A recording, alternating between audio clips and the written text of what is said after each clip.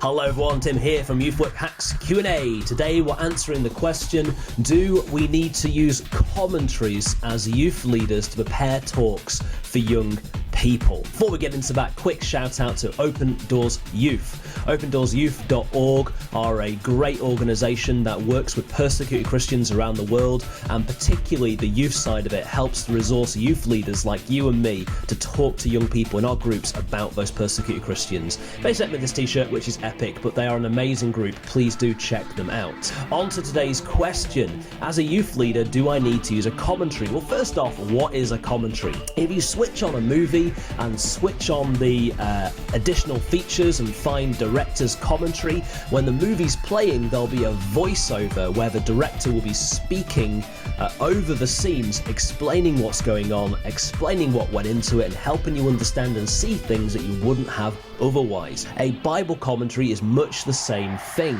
And so you have a Bible passage open, you consult a commentary, and that voiceovers information that you might not have seen. Should a youth worker use them? Yes, I absolutely think you should. The main reason they exist is to make passages simpler so we can understand them better and then teach them more clearly. They shouldn't dictate your talks, but they should inform you so you can craft them properly. The issue and the reason why a lot of us think they make things more complicated is it's very hard to choose the right commentaries. If you go to your pastor's house to borrow some, or a library, you'll see a wall of commentaries, some huge, some small, some very complicated, and you won't know which one to grab. There's 5 types of commentary.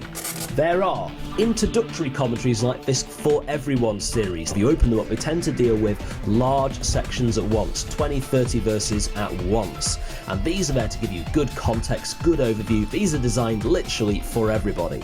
A bit deeper than that are preachers' commentaries. They do less verses at once, sometimes 5 or 6, or maybe a little more, a little less, but they're there to give you more detail, more context, a little bit more history and background, but also give you a couple of points to preach from as well, like this BST series. Standard commentaries have more detail than those, but don't require theological training. There might be Greek and Hebrew in these, but they'll always be explained. These go through mostly verse by verse or 2 or 3 verses at a time and give you real depth on what's going on. Those are the ones I'd recommend you focus on. If you do have some original language training, then textual commentaries or issue commentaries are worth digging into as well. But for the most part, start with an introductory, move on to a preacher's, and if you're stuck on a particular verse, get into one of those standard detailed commentaries. Don't let the commentary dictate or write your talk.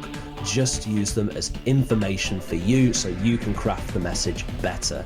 If you're unsure which commentaries to get because they're written by loads of different people and some are better than others, do look online, do ask people, do look at reviews, but also get a book like Don Carson's New Testament Commentary Survey, where he goes through all the major commentaries on all the major New Testament books and just unpacks where they're coming from and what theological position they're bringing to what they're saying.